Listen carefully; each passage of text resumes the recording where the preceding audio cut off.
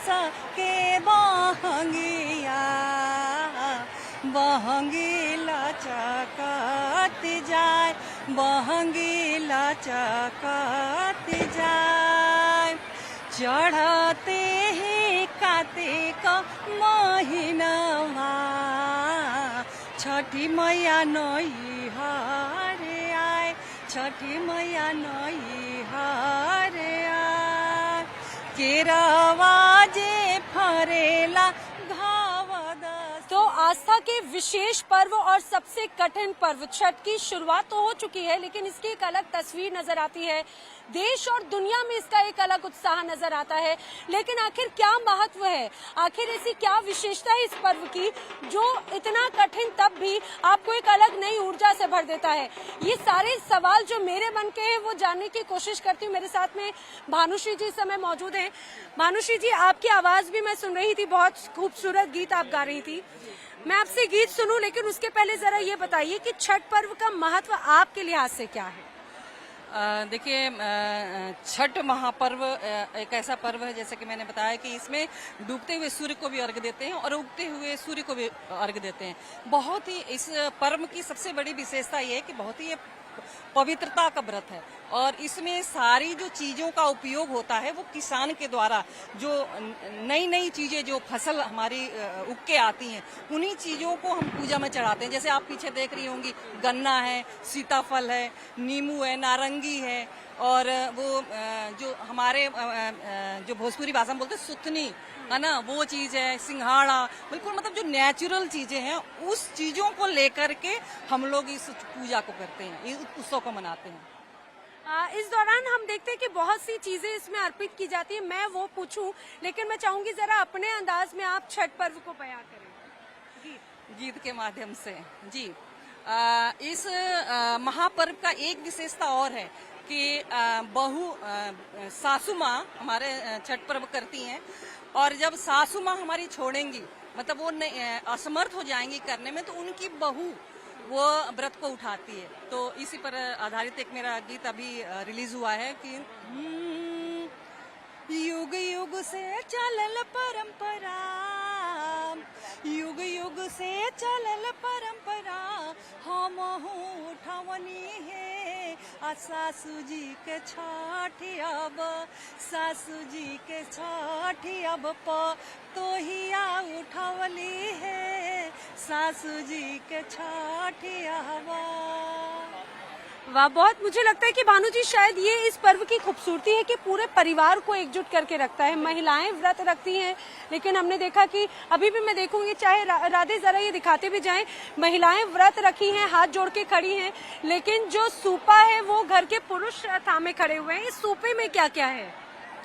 दरअसल इस सूपे में वही जैसे मैंने कभी बयां किया कि उसमें जो प्रकृति का, जो प्रकृति से उत्पन्न हुए फल, जैसे केला, नारियल, गन्ना तो खैर यहाँ कोसी भरने में लगाते हैं गंगा के किनारे, तो वो जो सामग्री है पूजा की, उस सामग्री को सूप में लेकर के, चाहे दौरे में लेकर के हम लोग घर से माथे पर निकलते हैं, उसको बोलते हैं बहंगी, माने उसको बहंगी हम बना करके और पूजा स्थल पर पहुँचते हैं। अच्छा, ये अब क्योंकि अब अर्घ्य देने का वक्त आ गया है, अर्घ्य देता हुआ कोई भजन?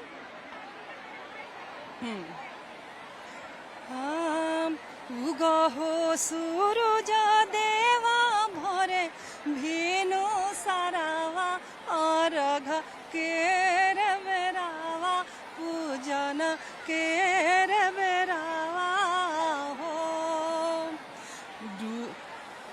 शोभे महादेव के पगिया अर्घ केर बेरिया पूजन केर बेरिया हो।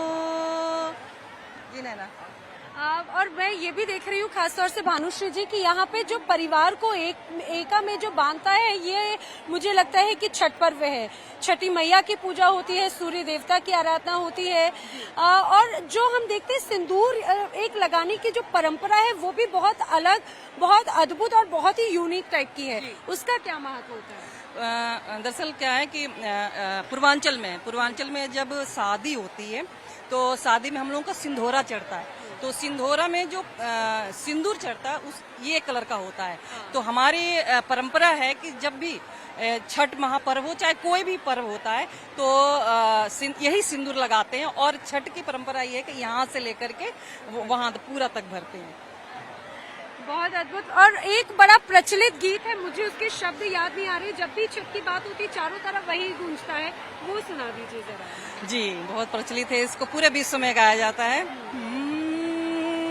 काचा है बासा के बहंगिया, बहंगी लचकत जाए, बहंगी लचकत जाए, चढ़ते ही कार्तिक महीनवा, छठी मैया नई हरे आए, छठी मैया नई हरे आए, केरवा जे फरेला घावद से, ओह पर सुगा मेड़ राय, ओह पर सुगा मेड़ राय, होई ना याद त मल सहैया, सुगा दल के सिंगार, सुगा दल के सिंगार। इसमें सारे गाने को मैंने इंक्लूड कर दिया। इसका मूल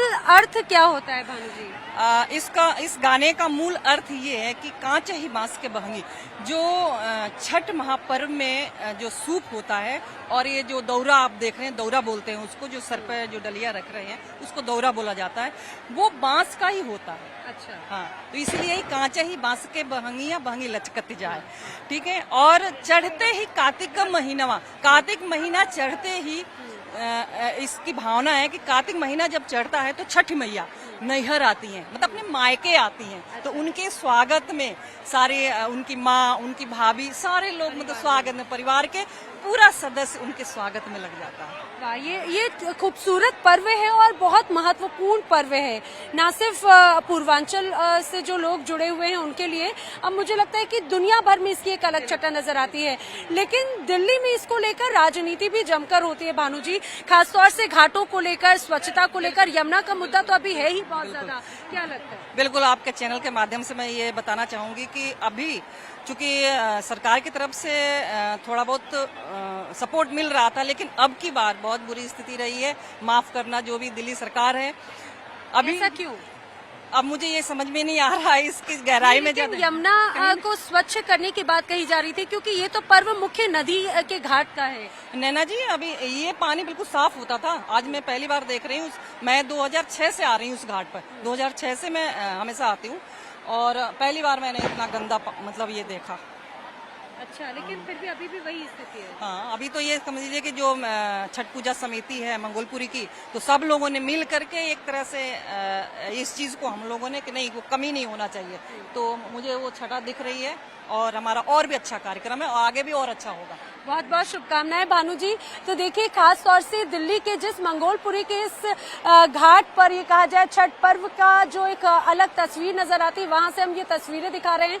यहाँ पर जो विशेष पूजन का पर्व है, देखिए ऊपर से ऐसा लगता है कि मानो यहाँ पर एक अलग स्वर्ग की तस्वीर नजर आती है। हालांकि स्वच्छता की बात एक अलग रूप में कही जाए, लेकिन उससे परे होकर एक अलग तस्वीर नजर आती है। परिवार को बांधे हुए यहाँ पे महिलाएं हो, बच्चे हो, बड़े हो, बुजुर्ग हो, सब एक सूत में, एक धागे में बंधे हुए नजर आते हैं। यही वजह है, कहा जाता है कि ये पर्व ही ऐसा है जो आपको एक नई ऊर्जा से भर देता है।